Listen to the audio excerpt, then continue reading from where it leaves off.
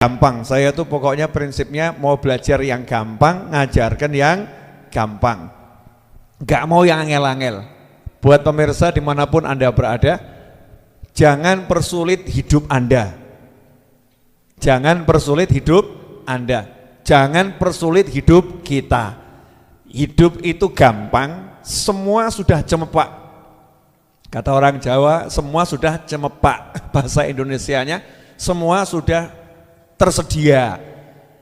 Apapun itu, butuh makan ada, butuh minum ada, butuh tempat istirahat ada, butuh suami ada, butuh istri ada, butuh anak ada, tinggal minta ya, dan usaha.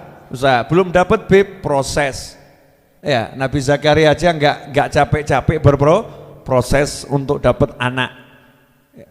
Ada semuanya, nggak ada yang nggak ada, semua sudah ada, muhayya, tersedia dan sudah disiapkan.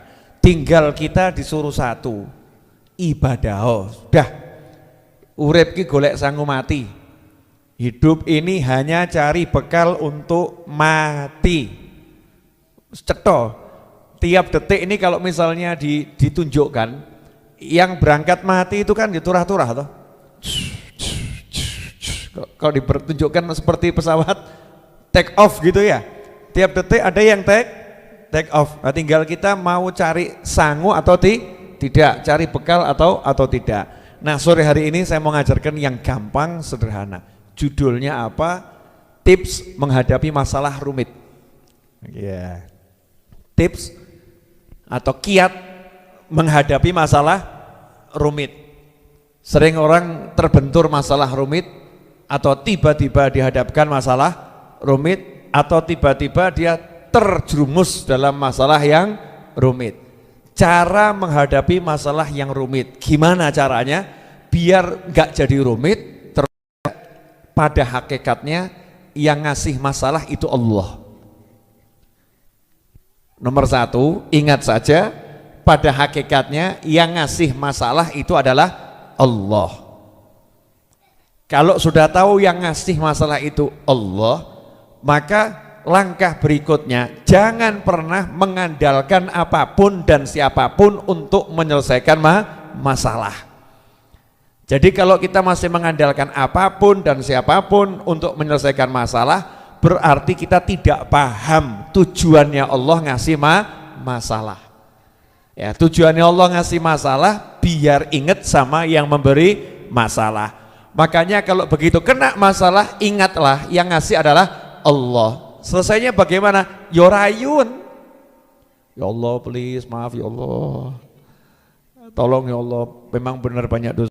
Langsung yang pikir, misal masalah utang ya, mikir duit keliru.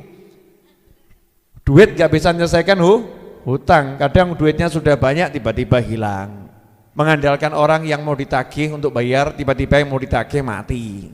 Iya, meninggal dunia, atau melarikan diri, gak selesai-selesai. Mau bayar hutang, yang bisa menyelesaikan hutang adalah Allah Subhanahu wa ta'ala. Terus yang diandalkan siapa? Ya Allah pokoknya. Ya Allah, saya punya hutang, saya mau bayar. Ya, saya ngomong Rebu yang lalu ya, saya punya hutang 400 juta lebih, betul ya?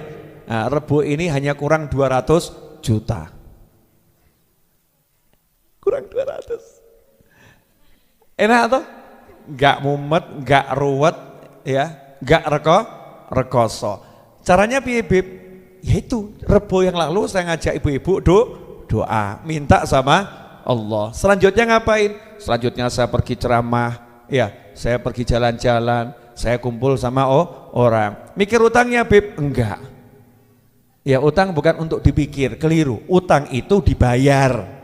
Ojo mbok pikiri gak tahu mbok bayar. Tapi utang itu untuk dibayar, bukan dipikir. Makanya mikir bayar, cara bayar hutang itu salah. Cara bayar hutang gak usah dipikir. Ya, caranya bayar gak usah dipikir. Pokoknya ada duit bayar, ada duit bayar. Gak ada, minta sama Allah Subhanahu wa ta'ala. Terus usahanya dijalankan. Termasuk usaha, kumpul sama anak, ya usaha. Jangan gara-gara punya utang mau kumpul sama anak. Kumpul dengan pasangan hidup, ngobrol, bersendaguro, itu juga cara melunaskan hutang. Jangan gara-gara punya hutang nggak mau kumpul sama pasangan hidup. Pusing saya capek, saya lelah, saya stres. Nyingkir kamu. Nah, orangnya hadir juga ini, hadir. Entah di sini, entah di rumah yang nonton ini hadir. Ada masalah, justru dia yang di sekitarnya disingkirkan. Hiburannya justru dijauhi, keliru. Nah, itu karena nggak tahu kalau yang ngasih masalah adalah Allah Subhanahu wa Ta'ala. Nah, kalau tahu yang ngasih masalah Allah, lebih enak lagi. Kenapa? Karena paham betul Allah tuh kalau ngasih masalah itu sudah ada solusi di dalamnya, nggak mungkin nggak ada. Karena Allah nggak pernah mau mempersusah hamba-hambanya, nggak ada. Cuman Allah suka ngasih ini apa? Iya, surprise. Terus ya kejutan tuh surprise ya, surprise, kejutan. Terus sama Allah suka inilah gimana ya?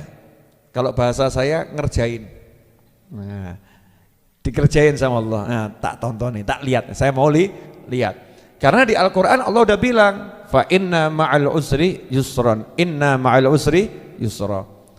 Bersama kesulitan ada kemudahan. Ya, sesungguhnya bersama kesulitan, bersama masalah ada penyelesaian. Ruwet ada mudah.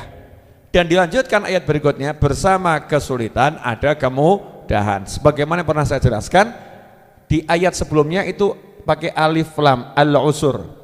Kesulitannya pakai alif lam. Ayat berikutnya kesulitannya juga pakai alif lam, al-usur.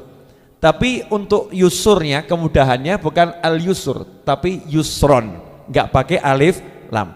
Dalam kaidah bahasa Arab kalau ada kalimat yang diulang, yang pertama pakai alif lam, yang kedua pakai alif lam, maka kata pertama di kalimat pertama dan kata kedua ya di kalimat kedua itu artinya sama. Artinya sama, satu jenis. Sementara kalau nggak ada alif lam, katanya diulang dalam dua kalimat yang berjajar, maka kata di kalimat pertama yang nggak ada alif lam dengan kata di kalimat kedua yang nggak ada alif lam itu artinya berbeda. Sehingga kalau diterjemahkan sejatinya terjemahnya segini, sesungguhnya bersama kesulitan itu ada kemudahan, dan untuk kesulitan yang sama ada kemudahan tambahan lagi. Berarti untuk satu kesulitan itu di dalamnya ada dua kemudahan. Itu poin yang penting. Jadi kalau ada masalah di dalamnya ada dua solusi, bukan satu, ada dua solusi. Kemudian yang menarik kalimatnya pakai ma'a. Fa inna ma'al usri yusra. Ma'a itu artinya bersama. Aku bersamamu, berarti nggak pisah. Ya, saya bersama kamu berarti mendukung, membela. Ya, berarti mendukung, membela. Bisa ma'iyah itu bersama nggak? Bisa ma'iyah artinya bersama, membela. Saya sama kamu. Ya, saya bersama kamu. Aku ikut kamu gitu loh ya.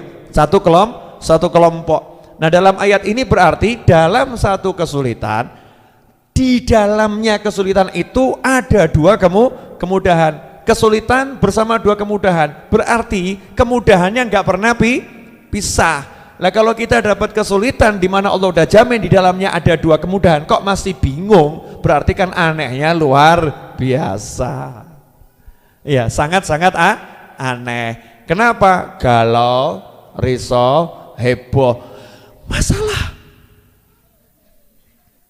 Itu ada orang ditilang Pak Polisi. Ditilang kan masalah ya, karena memang buat masalah akhirnya ditilang. Tapi dapat jodoh gara-gara ditilang Pak Polisi. Siapa jodohnya? Yang nilang.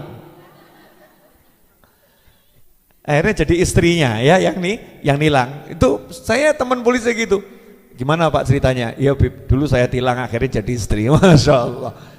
Ya, tilang jalan tapi akhirnya jadi istri. Ya, itu kan ada masalah, akhirnya jadi solusi untuk masalah yang lebih besar. Masalahnya belum dapat jodoh, ditilang masalah kecil, belum dapat jodoh kan kadang jadi masalah yang besar. Gara-gara ditilang dapat jodoh, jadi masalah atau enggak masalah?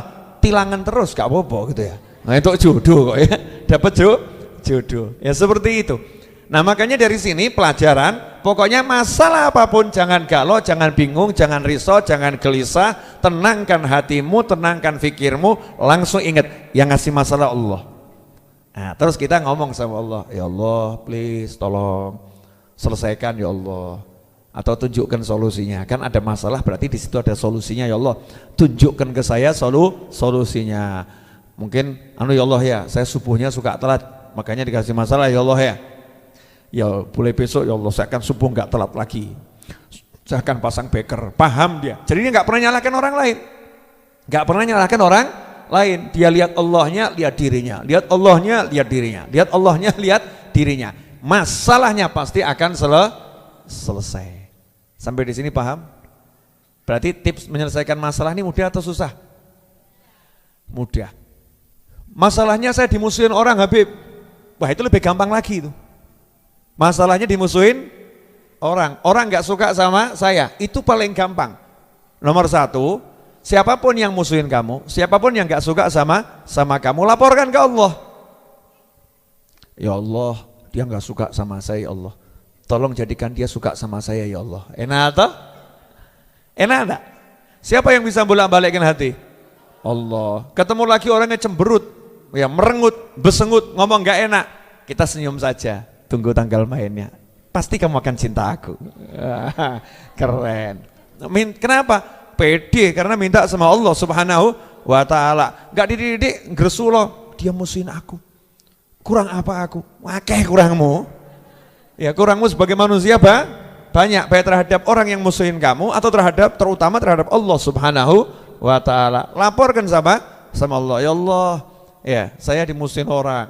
Kalau saya teliti sih ya Allah memang benar nih, banyak nih salah saya. Ya ampuni salah saya ya Allah, ampuni dosa saya. Nah, itu yang musuhin saya ya Allah, ampuni dia.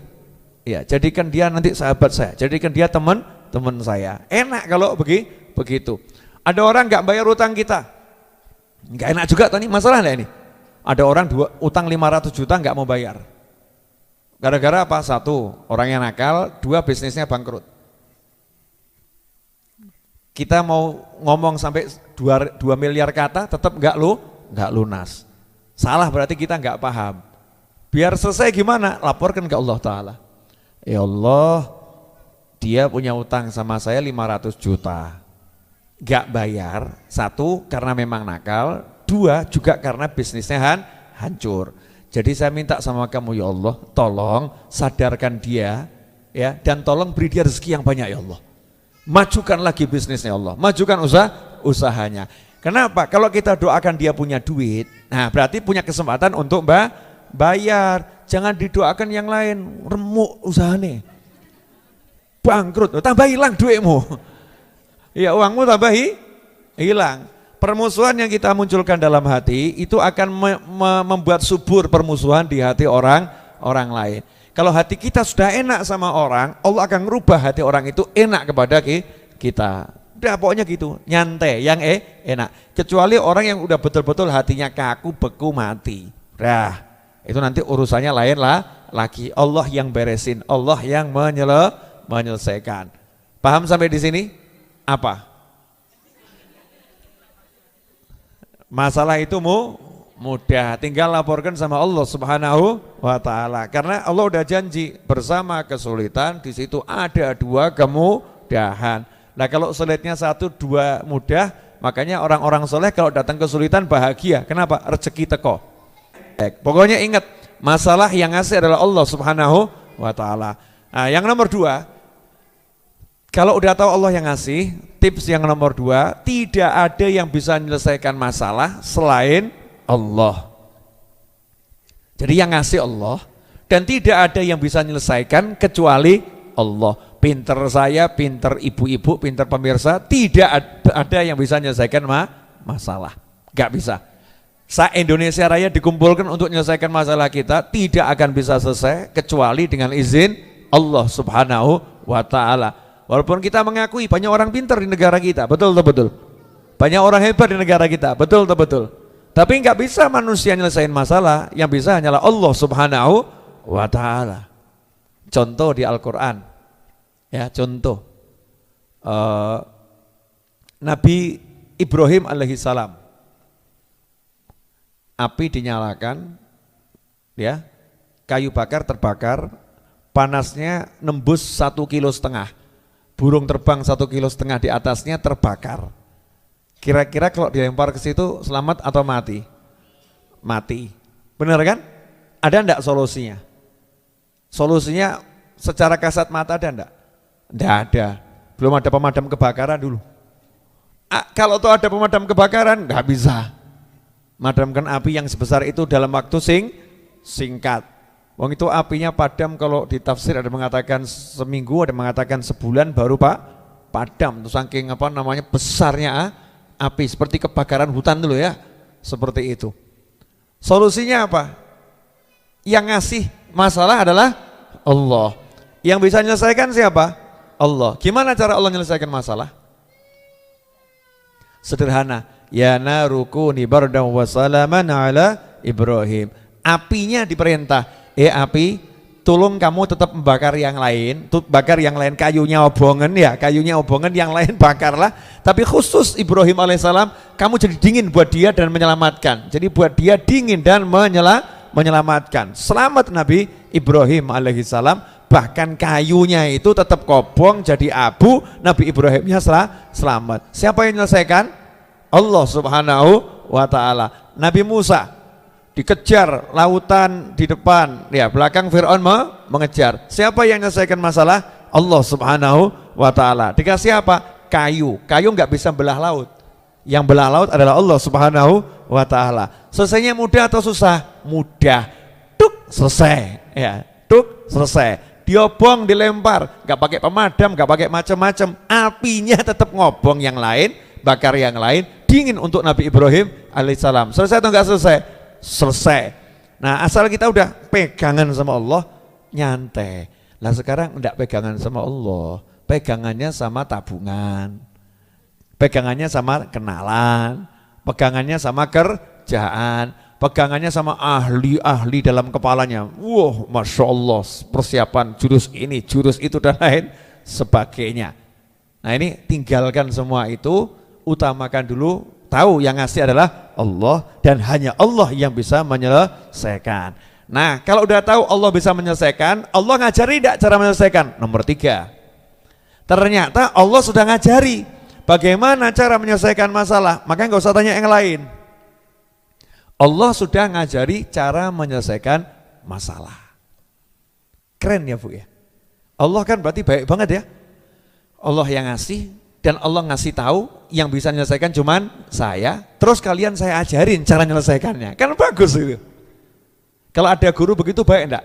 Nah ini soalnya ya, ini jawabannya. Wes enak atau enggak enak itu? Enak kan? Berarti kan mudahnya luar biasa. Kamu cuman sabar saja menyelesaikan ore. Jadi sebetulnya kita tuh ngadepin masalah cuman sabar nunggu rampungnya jawab itu tok loh.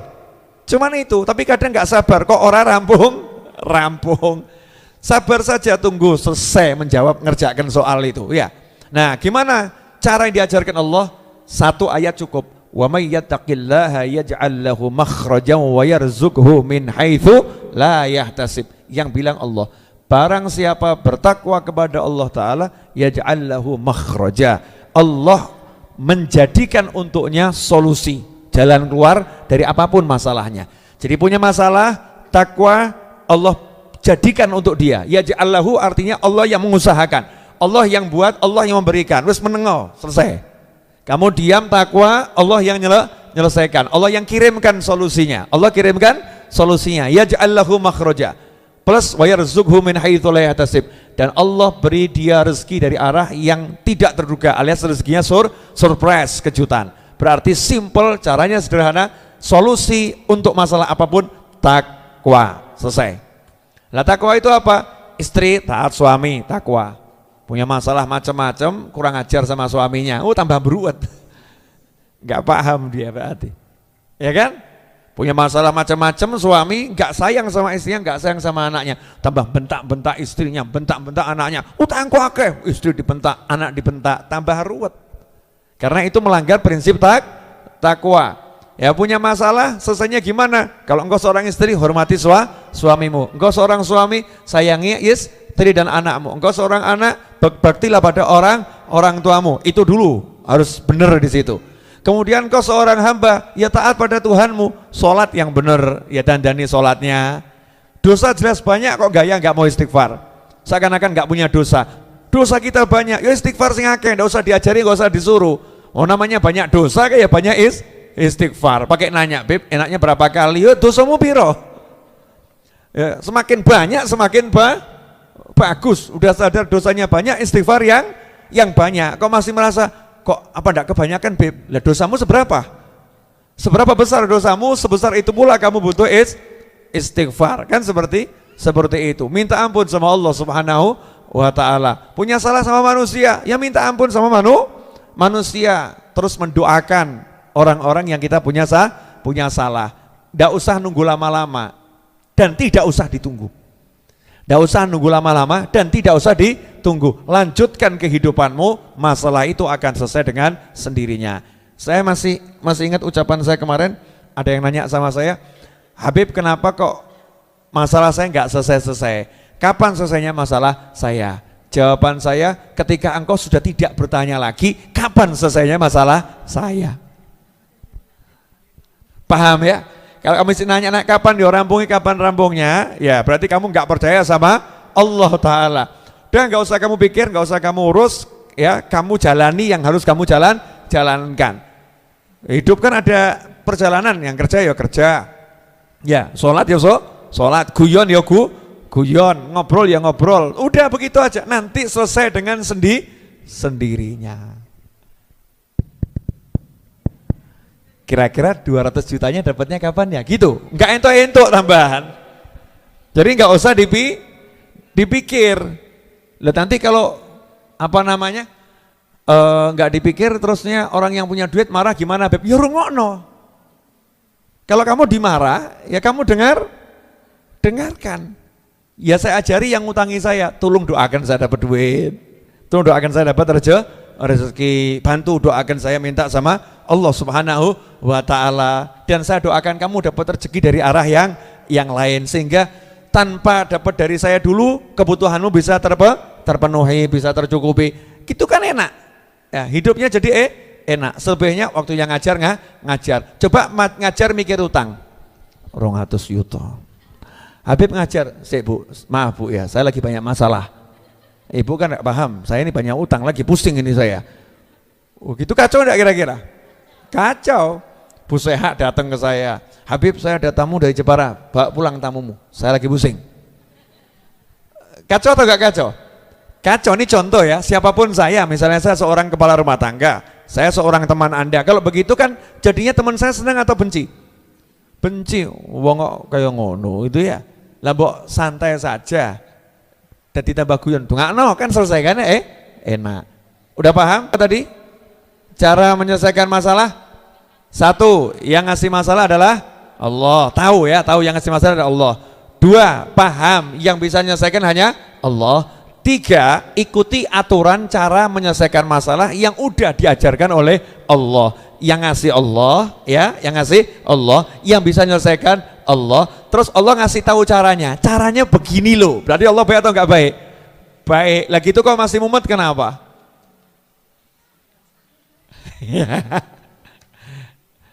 Habib tapi ini begini enggak ada duit, ya nono. Enggak ada duit ya tunggu.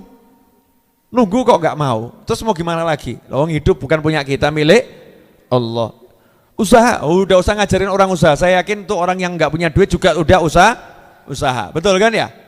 Doa, saya yakin juga sudah berdoa. Minta doa sama orang lain, saya yakin sudah minta doa sama orang lain. Tapi kemerungsung, nggak mau nunggu. Lah nggak mau nunggu tuh berarti nggak percaya sama yang nyuruh. Saya itu servis mobil, mobil. Ya nggak iso sak langsung masuk jadi. Betul. Saya masukkan mobil, walaupun mobil saya sehat, gak punya penyakit, ya butuh waktu 1 jam, 2 jam, satu persatu dibetulkan, dibereskan dan lain sebagainya. Itu saja saya mau nunggu. Tapi kalau saya nunggu di servisan kan bodoh saya. Kenapa nunggu di servisan bodoh? Ya, buat 1 jam ya tetap 1 jam, 2 jam tetap 2 jam. Lebih baik saya akan nunggu misalnya nge-mall, ya kan ya, seneng-seneng di mall atau ikut pengajian, rampung pengajian, udah rampung Pak, sudah kan penak.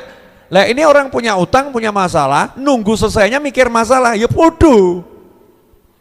Jadi kalau nunggu masalah selesai itu jangan mikir masalah, seneng no atimu, kumpul anak, bojo, konco, golek ilmu, golek duit, selesai. Saya nggak punya duit Habib, saya nggak punya duit Habib.